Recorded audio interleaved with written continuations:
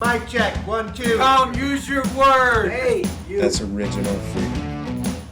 So one place to start at the beginning. Okay. Andrew, do you know why we're here? Do you know why we're here? Yeah. Why? I don't know. See, that's why I asked. It's because we're no longer there. Oh. At any rate. Yeah, we're no Glad he asked you. Yeah, it's because we're no longer there. What's up, everybody? Welcome to the Original Freedom Podcast. We are on location still out here, at least with me in Southern California. Today, we've got a really, really cool opportunity to spend some time with a friend of the program and a dear friend of Nate's as well. We've got Andrew on the set here today to talk with us, and of course, the staple, the glue that holds us together, as I recently described him, and it's true, Nate Horgan. And I'm stoked to have you here. Appreciate the time. And what we're going to do is spend some time trying to keep us focused on what it means to move from the known to the unknown. It's called a lot of different things. We were talking about it. People talk about repurposing themselves, reinventing themselves. The list is long, but what it means is moving from a known, which is comfortable usually, to an unknown, which is uncomfortable. And right now, what sparked this topic is, Andrew's in a position in life that a lot of us find ourselves in, where it's time to stop, take a breath, and figure out what the hell's next. Yep. And it's a scary time. I've been there. You're there right now. I know there's tons of people out there that are there. The cool thing is to know, even the little I know about you so far, just learned about you from Nate, is that I know that you're a guy who believes in the possibility of what can be. I know you got a lot of belief in yourself. And so I'm pretty excited to see where you end up. And we just met today. You're Nate, and he also have another company called GrownKiddz. It's a t-shirt or it's not a t-shirt company, more of a lifestyle company and design brand, apparel company. Thank you. Called GrownKiddz. Really cool concept. So I know you're an entrepreneur at heart. And I'm looking forward to spending the time today to talk about and really increase for our listeners and for you and for Nate and I both, once again, increase the believability in what's possible for us, right? Exactly. For me, for myself, and what's possible for you, right?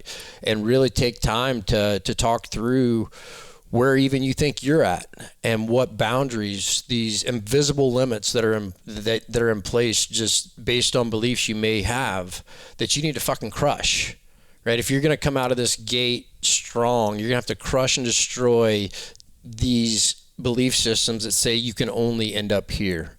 Or maybe you should play it safe and go find a steady job somewhere, so to speak, right? So these are the types of things we're going to talk about in the best way we can. And if we get into any college stories about these two, I'd like to hear that. God, I can't wait. Oh, yeah. It just came to mind. It's all going to be about me. So with that being said, Andrew, if you would, could you just introduce yourself a bit, give us a little bit of background, and we'll just let it free flow from there. Sure. My name is Andrew Cramp. I come from Youngstown, Ohio. I was fortunate enough to meet Nate at the college where both of us decided to play football.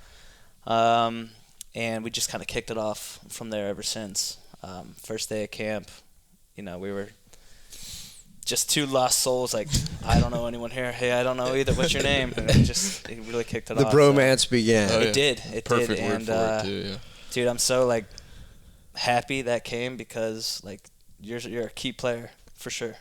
So definitely appreciate that a lot. Nice. But I have a background in graphic design, and I saw real quick that there was a ceiling to graphic design. You could only do so much. And so probably about 3 years into my career, I had a switch where the entrepreneur light switch went on, and I was like, I got to figure out something else.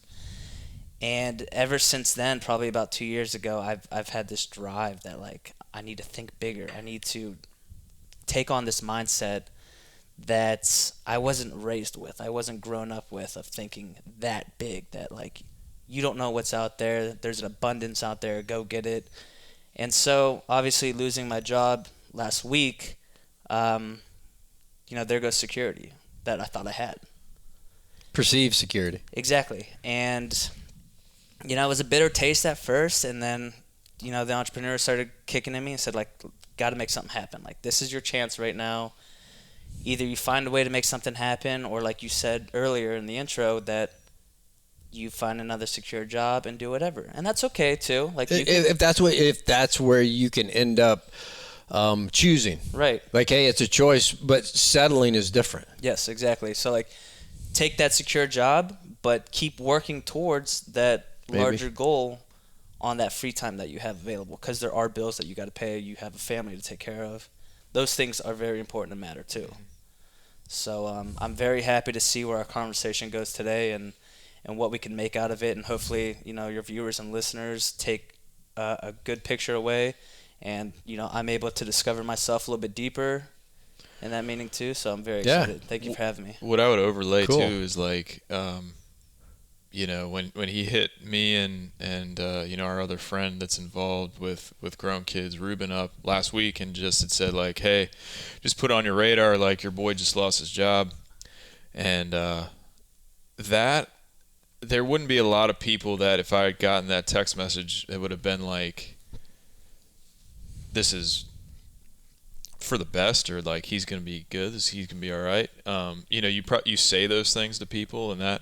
But as far as like a dude that, like, I can know that for sure.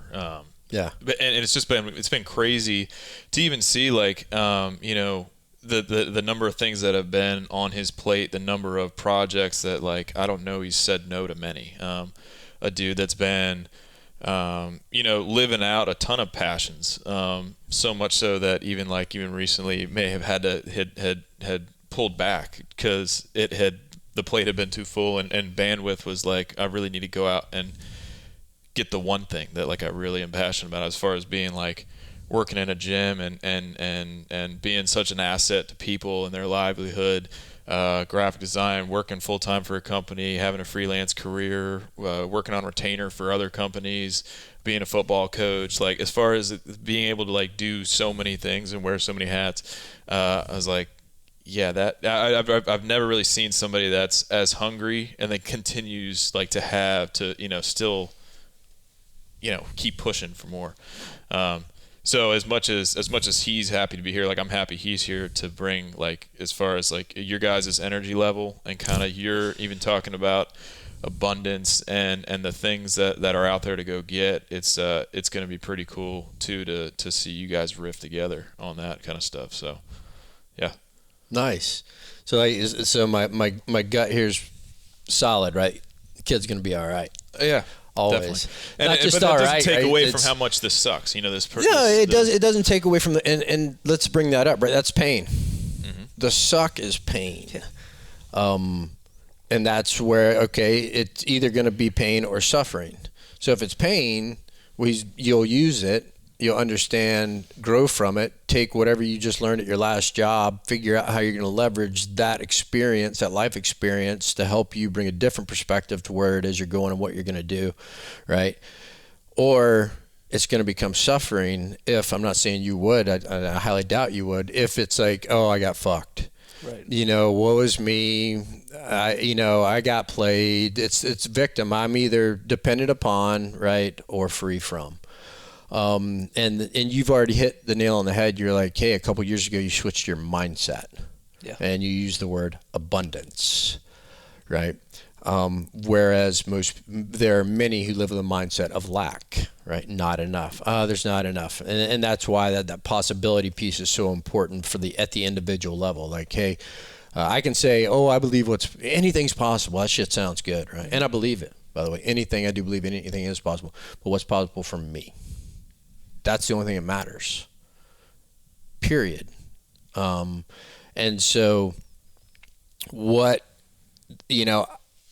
I've seen folks do, and I've the unique experience of all the time in the military. There's a lot of folks I served with that was willing to reinvent themselves to repurpose, to be the new guy again, to learn the new tricks in the military, right? Because it was required. It was like, hey, if I want to be a paratrooper, I have to go to jump school. If I want to be a Green Beret, I have to go to selection. I have to make the Q course. These are all things, right? That I and so many others were willing to climb that ladder. Unique perspective is once we get out, is now for me, that was the biggest, like, holy shit, talk about unknown, from comfortable to totally discomfort. Or I could have stayed in my old world. Yeah. Easily, right? And there's nothing wrong with that. I'm just saying, I believe why so few people make that transition is it's like, man, who the fuck wants to start all over again? Be the new guy, be the new gal, go get more education, take a lower pay cut, come in on the bottom end, freaking have to get the rookie jokes made, like whatever it is, right? Yet for me, in my experience, is that's never going to end. For me, that is never going to end. And I'm good with it. Yeah. Because I understand the requirement of pain as it relates to growth. I remind people, we don't say to our children, hey, you're having growing suffering. No, you're having fucking growing pains because there's bone extension. And so the growth, expansion into, it hurts. Why does it hurt? It hurts emotionally because what we're talking about is moving from an unknown to a known. So of course it's scary. It's like, I've never been here. When have you ever been comfortable somewhere new? Yeah, I think it's that state of feeling vulnerable that really gets people, because when they have to start all over, they're like, there's so many causes and things that can affect them in that moment because they don't have the resources to bounce back at that current time because they're vulnerable. They're vulnerable, and there's nothing. It was interesting. We were talking last night, right? It's there's a big difference between sight and vision, right? Sight enables me to experience the seen. Vision enables me to experience the unseen, right? And so what they have and what they want, people want things in their sight. And I will say this because I don't live this way much anymore. They want predictability, right? And so you even said it. Your perceived security got ripped away from you in one call, right? Yep. Hey, we're terminating your position. Boom. And that's what I remind people. I had interviewed someone, I'd interviewed like 6 guys for when I brought Nate on, and he couldn't get out of his head that hanging out at my house as an office was no more or less secure than a cubicle with a CEO and a board of advisors. Because in his head, that was more secure than this. And odds are he was more apt to get laid off there within a month than he could have been with me for 10 years, right? So it's perceived security. And so when folks are in the in-between time, the breath hold where you're at, I'll turn it to eyes. Like, I either have to choose to walk into the unknown or seek more misperceived security. And there was a guy who shared with me this saying, so to speak, that came from a podcast he was listening to. It was very rare. A guy took a founder took a company from 0 to $1 billion, right? Super rare. They asked him how he did it, and his response was simple. He's like, "Oh, it's when I started doing what was scary and I quit doing what was dangerous." Boom. And as it relates to repurposing, as it relates to walking into the unknown, it's never fucking dangerous. Like, no one's going to get hurt here. I'm not going to lose my life. Mm-hmm. It's stuff that is makes me emotionally vulnerable, financially vulnerable, places me in a position of judgment. It places me, and it exacerbates every bit of every ounce of fear that I have. Right. And so the difference is understanding that the path is never going to be clear. You can't see the net. It's there. Fucking jump. But at my level, I have to know it's there. Right. It's like the old saying goes, scared money don't make money. Mm-hmm. And law of abundance works the same way. Right. I walk around scared. I walk around thinking there's not enough. There's lack. The universe, at least in my belief system, says there's no problem. You're right, Scott. There's not enough. There'll never be enough because you say so. Mm-hmm. Versus if I say, anything for me is possible. If I say to Nate, I'm going to have a net worth of 10.5 million in 18 months, that was 6 months ago. I'm about a year out, by the way. Fucking believe that now. It's not because I love money. I'm happy to give half that shit away. Right. Hold me to it. My point is that I'm fucking going to win so big that I can't even understand it. Because you have that mindset that you know that if you want it, you can get there. You might not know how, but you know where you're going, and you're determined. Dude, you never could have even done better at putting a ball on a tee for me. Swing away. Thank you. Whack. It is so, to me, the way I live life, and I would even not correct you, but for my sake, I would say to you, I don't want it. I know it. Yeah. Because truthfully, want brings more want. You feel it, right? I know it. It's already done. Our following the programs, I see it. It's already, and it's, was I this way 5 years ago, 8 years ago? No. It's with every win. It's with every reach. It's with every time I do jump and the net is there and everything does work out. People always talking about, well, what if it doesn't work? But it's like, hey, what if it all worked? What if your wildest fucking dream could work? And what if I told you that if you could actually believe that, it will, the minute you do. And life's that simple. Yeah.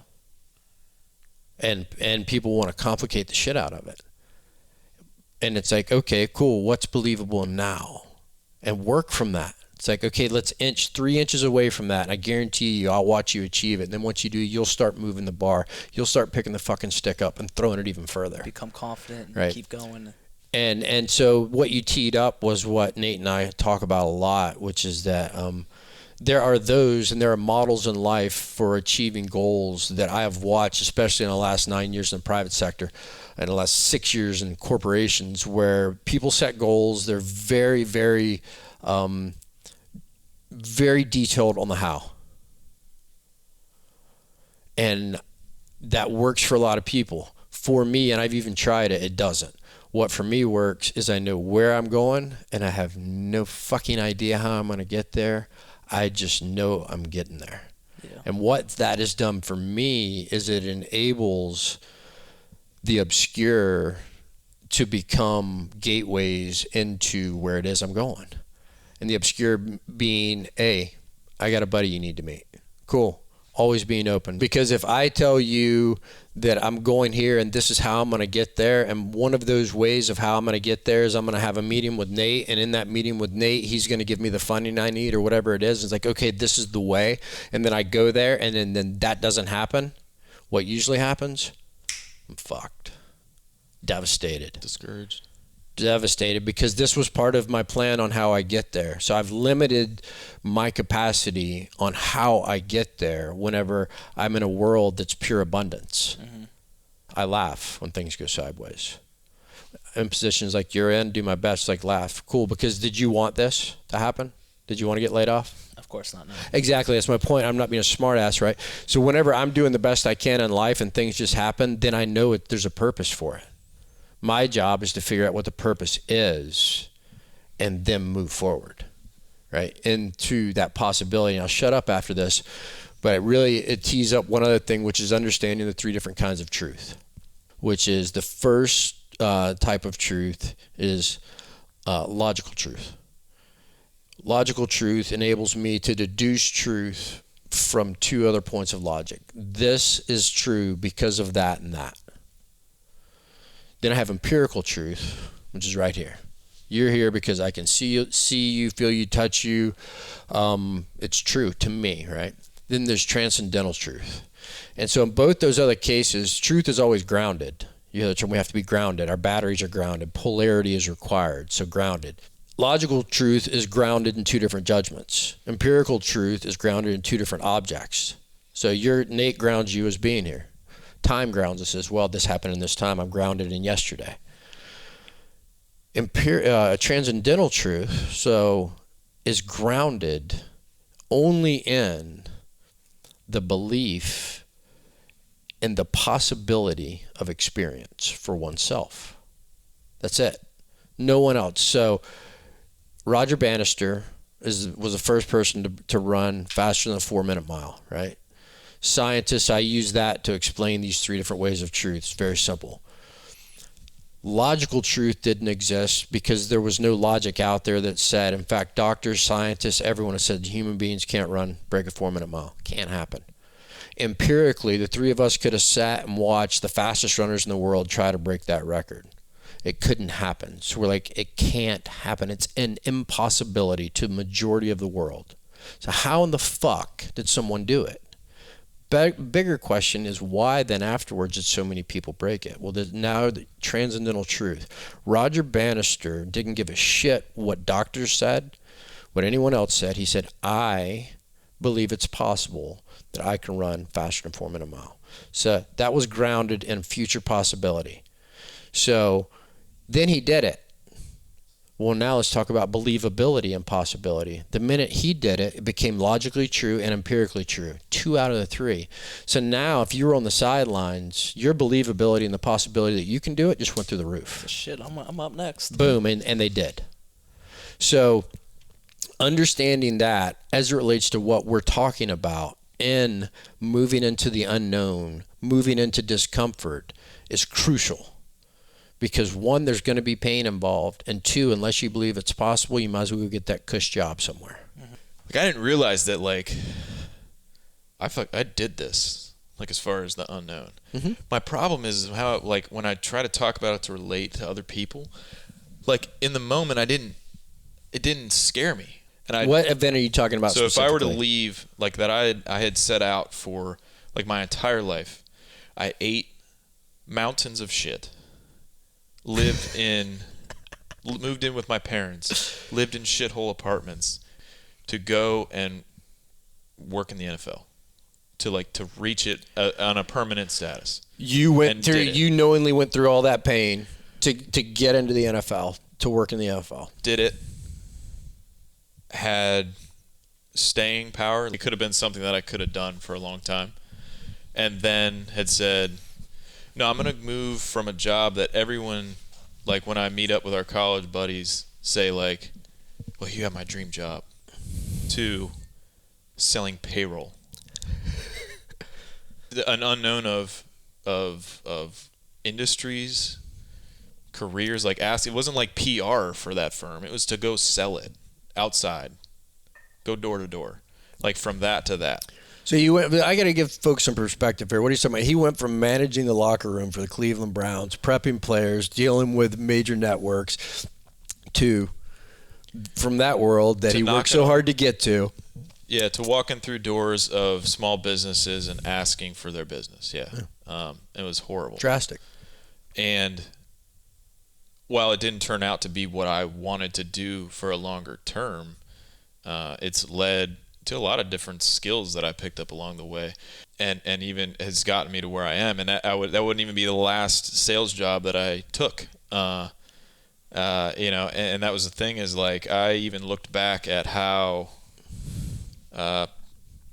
like trying to get back into PR, and even would talk with like my wife about it, like how I'm not happy doing what I'm doing, and that like, well, what is there as far as PR goes? And I'm like, that thing is gone. I was like, I left it for a reason. Like, why? I'm not going back to it. So it's got to be something else. Like, we got to figure out what that is. And along the way, I mean, taking jobs that, like, it's funny, like, that I have never been to a place that I could say was a waste. That was, like, even places that I was for, like, 6 weeks. I was like, yeah, even if it's like entrepreneurial stuff with our business, of the way that I think of things, and like even in our digital age, and like how you present yourself as a company or something, I picked up from a job that I thought was way more legit than it ended up being, because in our age of internet, social media, and that, you can make yourself look a whole lot more legitimate than you really are. Oh yeah. So much that I'll take a job there. You know what I mean? And I'm like, so even though it may have sucked, like I'm like, as someone that's part of like growing a business or those types of things, like I've learned something. But I'm definitely a person that went into an unknown, and it was funny because I would say that the move was so radical that even the people that I worked with in the NFL couldn't even say you were making a mistake. Like, it was so foreign. Like, people go and like people move out of the NFL and go work for their in-laws' mutual fund. something. You know what? Like, they don't take a job for less money. And like you're saying, start out at the bottom. What I want you to clarify for me is the biggest unknown. Was the biggest unknown going from the NFL into sales, or was it going from sales into working with me? No, yeah. I mean, because it was just leaving. It was leaving for me, leaving with something that I had worked so long to go and do. And I think that's something that like a lot of people can relate to, because even with our generation, it's like you go to school, get a degree, and for some reason at 17 years old, you're supposed to know exactly what you're going to do for the rest of your life. And that you're going to go and spend at least 4 years trying to study that, let alone if we talked about it the other day, like you're in the medical field and you figure out like, damn, I don't really like this, or you know what I mean? Like 5 years into it. And then to look back, and my question that I would raise is like, at the time is like, am I obligated to continue doing this even though it doesn't serve my purpose, just because I invested all that time up front?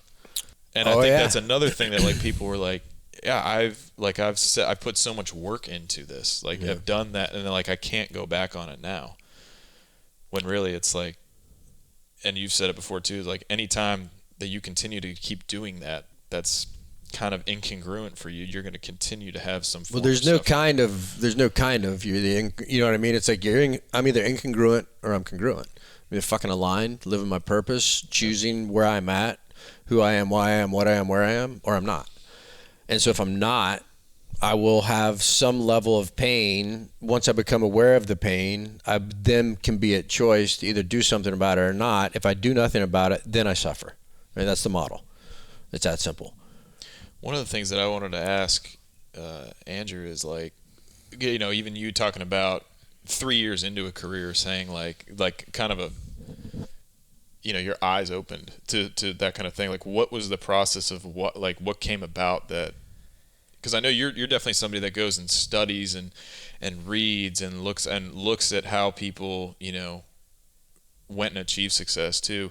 Like, what was it that sparked that interest? I think the main factor for me that really drove that entrepreneurial drive was knowing that I was solely relying on other people on what I was able to achieve. There were a lot of gatekeepers that I had to go through.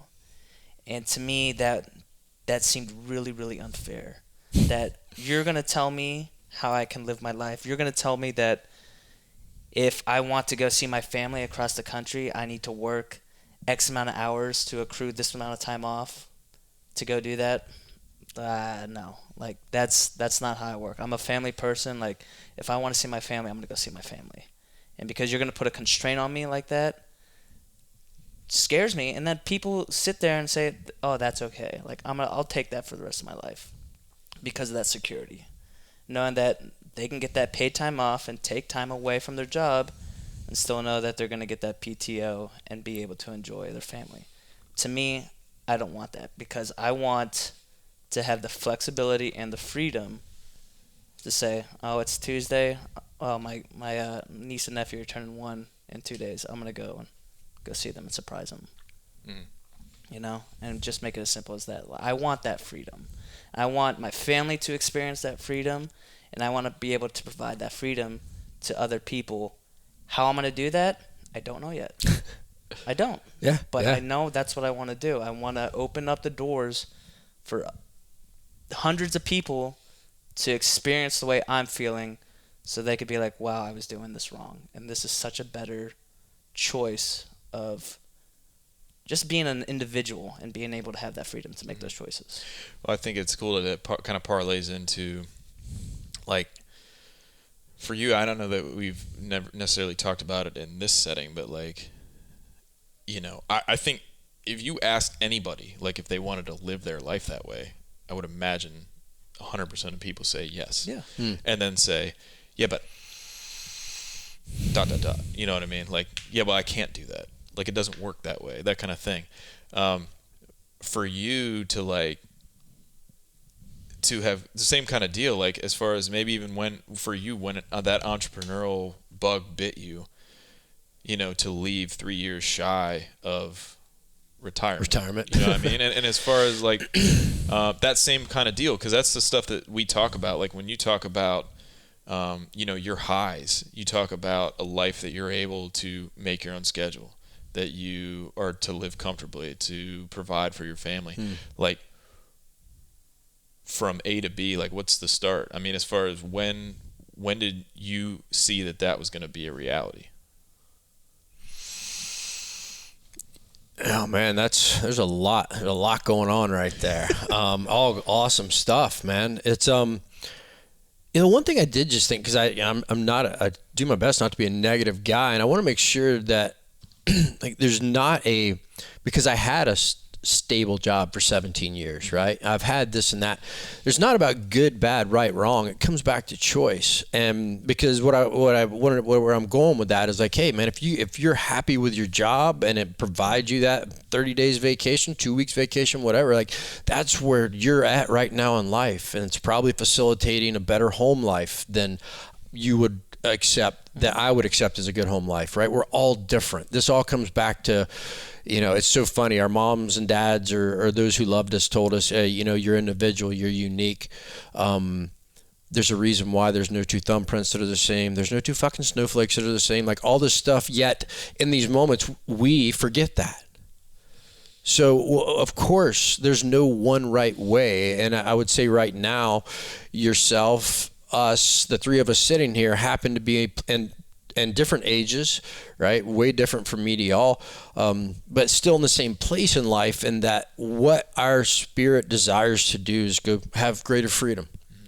And it's not that any type of job, it's like we all have to figure out what we want in life, how we want to experience it. And what you just told me is you've realized that you just want to experience greater freedom, period.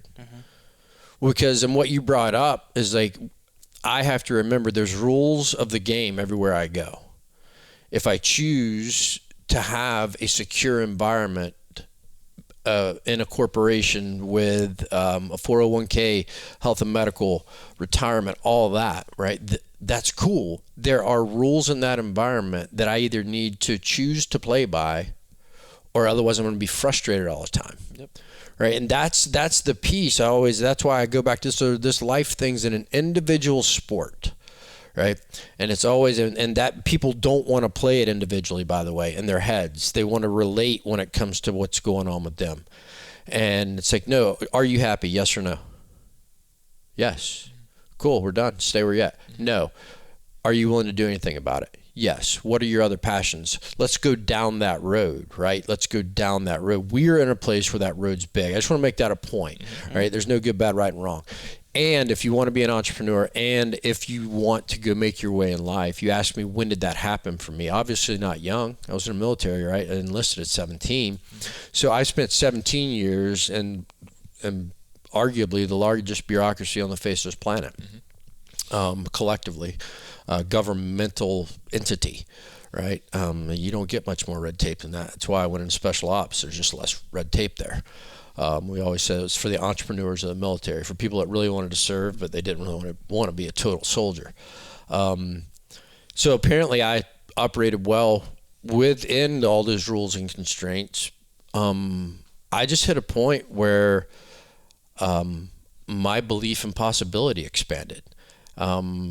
And so actually you made me think of a story. I can tell you exactly when it happened. And it wasn't the entrepreneur bug, but it came from a book that Tom gave me. It was early on in my sobriety, and he gave me a book called Sermon on the Mount, and it was written by Emmett Fox, I want to say in the 20s or 30s. It's still a bestseller. It's in an interpretation of the Beatitudes, Jesus Christ's Sermon on the Mount of Olives, right? And this is coming from a guy who's not a Christian, yet respect and understand the divine nature of biblical times and things. At any rate, I read this book. There was one thing that was very profound that stood out to me, because at this time in my life, if you would have asked me, Scott, where does security come from? I would have told you the Army. If you told me where's your money come from, I would have said the government. It's there on the 1st and the 15th. If my family needs to go to the doctor, they're taken care of. It's like this beautiful system, right? So I always had a fear of losing it. Like if that was gone, what would I do? And I was also early on in my spiritual path and was seeking and was trying to understand a God concept and was trying to understand that through the lens of a childhood that was, I was raised in the church 7 years straight, never missed a Sunday, no harm, no foul. I just didn't get it there. So I went through life, went through being drunk, all this shit, right? It had landed me in this point, just sitting on a mountaintop reading a book that gives me sage wisdom that I choose to adopt as a belief, which was this, and this was the moment that you asked about, which is that abundance comes from a God that has no bounds, from a universe that has no limits, and everything that down here is nothing more than a channel or a vessel to translate and transfer that abundance and wealth. The source is the same. It's God. Now you can call it, I say the universe, it's energy, whatever you want to call it, but the source is outside of self being material. And I was granted greater freedom in that moment, the gateway to the life that I have now. And I can tell you that was fucking September of 2004. I actually quit. It's even cooler than he's saying, but that's off. And I quit something. Right. Yeah. Right. Mm-hmm. I'd never quit anything in my life, and I walked away from something, and actually it wasn't quitting, it was hilarious. And I don't know, I can't give a shit about, whatever, it's part of my story. I was a fucking Delta selection to go be an operator, right? Because you always talk about I was direct support. That's fine, I love it. I was a fucking badass preacher. And that's what I ended up doing. Following my passion, by the way. And so, Tom, you're not here, but I'm going to tell the story anyway. Because from that, because everybody was betting on this horse right here to make it up there, and I was doing really well. He was pissed, man. This was back in the day, too. He was furious. And he looked right at me whenever I got home, and he goes, you either just made the best fucking decision of your life or the worst decision of your life. And I was pissed, too, and I was like, fuck you. Turned around and walked out. Fast forward, right, 10 years or whatever it was, we're entrepreneurs now, and at the time the only way we were staying alive was making money off of consulting contracts that my breaching resume got us. And I looked at him, I was like, how was that decision? He was like, brilliant decision, Brandon, brilliant decision. But that was the moment. Now, it didn't stick, by the way. What that enabled me to do was realize possibility. There's other stuff out there, because I ended up staying in the military. Right? You know my story. But that was the gateway, and I'm reminded of that now when I get scared. Whether it's a client, a single big client that I have, it's like, oh my God, if I lost them, it's like if I lost them, someone else would come up. So that's how my mind works now. So when things go sideways, I see it as this opening it up. You have to create space, right? Nothing can come into a space where something is. Space has to be created. And so I go, Tom's line was always, if I'm not lying, cheating, or stealing, or manipulating, whatever's happening is supposed to be. And if I was, guess what? That was supposed to be too, and hopefully I learned from it. And I felt that sting. Long fucking answer, right? But that was a big moment in my life. That it was like, hey, and that also dependency versus freedom. The minute I am dependent upon the Army, the minute I'm dependent on you, on this to give me that, I'm going to sell a piece of my soul to get that. And in that moment, I believe what I stopped doing was selling my fucking soul and learning how to deal with the fear of walking into the absolute abyss of the unknown. And it was never dangerous, by the way. Ever. Always scary, though. I'm vibing so much off of from what he just said. I love the way you think, you see visions. You're gun ho, man, and I'm gonna say that line straight from Step Brothers. Did we just become best friends? We did. I'm literally. I'm down.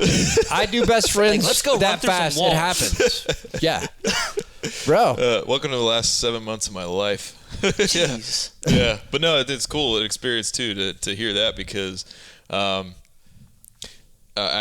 knew that's what your reaction would be, as far as and even not necessarily that's anything new to you, but he's talking your language. So it's been cool for me as as a guy that's become so close to Scott, but it's and I was thinking about this, and we're almost at like 10 years of friendship, and that makes me feel old. But yeah, over that time, you guys have an anniversary coming up. Yeah, You gonna get me flowers? yeah, of course. All right. Chocolates, but No. but yeah, that these kind of two worlds that come together. So I'm glad that happened. That was funny. Yeah, man. And I want to hit real quick on the point of the story I just told, right? Which was, I just told the only time I ever quit anything in my life, and it's actually one of the coolest things you can do is go to that selection. Was that the reason why I think it was also such a big deal was that I was going against everything and everyone. And judged, by the way.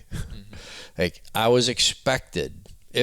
By the way, I put this on no one but myself, right? I will tell you, for many years, and it was a great place for a guy that didn't know his way, which was me, to be, which was in Tom Spooner's shadow, right? Because that son of a bitch, he's a good one to follow, right? Until it was time, and that was also the moment that I took myself and said, "Now I'm going this way," because he expected me, they expected me, the world expected me. Like, I even was told, like, dude, you're killing it, what's going on? It's like, no, man, I'm not supposed to be here. And the part of the story I didn't tell you, not because I left it out, was like, literally, it's the only time in my life where I heard spirit. It was like, you are not supposed to be here. As clear, as soft, as like, hey, you're not supposed to be here. It's okay, you can go now. Done. And I listen to that more now. But the point I was making was judged? Hell yeah. The guy, I loved him, like my guy. Tom's fucking, to this day, like I always tell you, I know my heroes, right? Period. And he's fucking numero uno. And knowing that his level of disappointment, like, and I understand why as well. And other people, it's like, you were supposed to do this. And it's like, no, I know I'm supposed to go do that. So I had to be willing to stand alone. I had to be willing to get judged. I had to look myself in the face and say, no, you quit something. And yet also know now, it's like, I didn't quit shit. I just closed one door that wasn't a hallway that I'm meant to walk down, and I'm following it. And through doing that, like, I do that over and over again. And by the way, and you've been part of it, they don't always work out peachy. People, some eggs get broke along the way. You know, some dishes and whatnot. A little blood here and there, who knows? Yet I do my best to just make sure I clean up my messes and keep moving. That was a big deal. It's also, I felt what it's like to kind of say, I'm not doing that. I know all of you expect me to. I know everybody thinks I should not. Fuck you. No mas. And now that's, as you well know, pretty much my day to day. We've been hanging out for about an hour or so. Just met this morning. Had a great surf session. Some good jalapeno hash, right? Oh, that stuff was local yoke. Big plug for the local yoke here in Manhattan Beach. But you're hanging out, man, and I'm sure I've been yapping a good bit. Where you at? Where's your head? I think I'm right there with you. I love where you guys have taken this conversation, showing that, you've had your moments of vulnerability. You've found your ways, and you shared your pivotal moment where the light switched, And not saying that everyone is going to have that at certain times in their life, and it might be a bigger and smaller in some pictures, but like the fact that you had it and you trusted it, and you trusted that unknown, and you just kept going. And I've had probably 10 more of those since then, right? Exactly. And if there's one thing that, people are going to take away from listening to us, is that, like, it's okay to jump. It's okay to go in and take that risk, It's okay to get laughed at. It's okay to get judged. Yes. So What I would, if I can cut you off too, is like one of the if things I could cut you off within the last week or so. No. That was, I think, telling. I mean, like, Andrew has a sizable following on social media. He's definitely somebody that talks positivity on a regular basis, and why I thought would be really good for our show as well. Look him up at Just a Cramp on Instagram and Facebook and all that. And I would say, he did something last week when it all kind of went down. He got the call, and he went on to Facebook, and as he often does, would talk, put out videos and talk to people as far as like keep pushing, keep grinding, that kind of thing. And the topic of it was transparency and even vulnerability. I mean, super vulnerable moment too, to say like, just got back from Italy. Like, I put up a ton of vacation pics, like, blah, blah, blah. But kind of against what our kind of culture is right now as far as socially, like, hey, this happened, and I'm not here to tell you that I'm only going to come on here when it's all good, and like, but this is how I'm going to proceed. Like, what was kind of the reasoning of why you wanted to do that, here before we end up closing shop? I want to break that status quo of that social media is only for winning. Like it's your highlight reel. I'm only going to put my best plays on there. Like no, you're screwing with the conception of life. Yeah. Like, there's so many downs in everyone's life from a day-to-day moment, and to see someone on social media like, wow, this guy's killing it. What the hell am I doing in my life?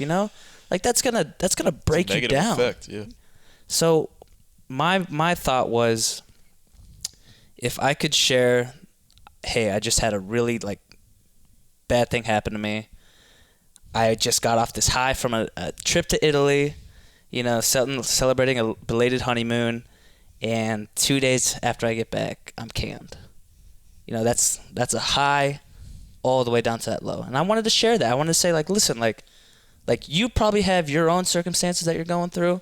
You're not alone. Yeah. I'm right there with you. I'm going to do as best as I can because I am a human. I have those urges, and, I felt pretty shitty about it. I'm not going to lie. I wanted to have that positive attitude that, hey, it's okay, you're going to bounce back, kid. Get up and keep going. But, in the grand scheme of things, I was like, damn, how did they do that to me? Mm-hmm. I was bummed. But, I'm going to trust the bigger picture. I'm going to trust our process, and I'm just going to keep going. And, yeah. How I get there, I don't know. Well, and it'd be the first thing, and I know you, but even it's the power of words and how we speak to ourselves. I know you in that moment. It's like, hey, how did they do that to me? Change that into wow, that's cool. They set me free. Yeah. Right. You know what I mean? It's because I'm not going to start a whole other story, but at the end of the day, another reason we're sitting here today is because 18 months into my first business venture, I got the same call you got. Only time I've ever been fired in my life, by the way, ever. And to your point, I'm like, hey, yo, do you know who you're talking to? Yeah. Hey, I perform. I win. I give a shit. This is welcome to the private sector, so to speak. And, that was a gateway. Now, I can tell you that moment that I cried like a baby. Yeah. Fucking gone. I walked away from a 17-year career. Told I'm going to make it. Boom, it's on. And then boom. That's when my test was. Next, you talk about big test right there, same place you are. And what I was told by somebody who wanted me to play it safe was, hey, you're gonna get a job now, right? Mm-hmm. It's like, no, I'm gonna start another company. I'm so happy right now to be here, to listen to your experiences, and for you to relate them to where I am in my life right now is probably the best thing that could have happened to me right now. Beauty of saying yes, brother. Yes. Right? I mean, literally. You. Yeah, man. It's our thank you. It's been an awesome, and we're gonna, when we shut the cameras off and this up, we're gonna hang out a good bit of time tonight. Sure. So that's cool. We got some other cool stuff going on. But truly, truly grateful for the moment, for you bringing this guy into my life, now as a friend, and who the hell knows what else, right? That's the beauty of just being in the position that we're in. I want to thank everybody out there for taking the time to spend with us today. Thank Nate for facilitating this process as he always does, and bringing Andrew in, and hopefully you got something worthwhile. And what I'd leave you with is that A, you're not alone, and that goes into wherever you're at in life. B, the only right answer is the one you have, and if that means a stable and secure platform, awesome. If that means it's time to push all the fucking chips in and go, grab them and go. To thine own self be true, be it choice, don't live in fear, and have a good one.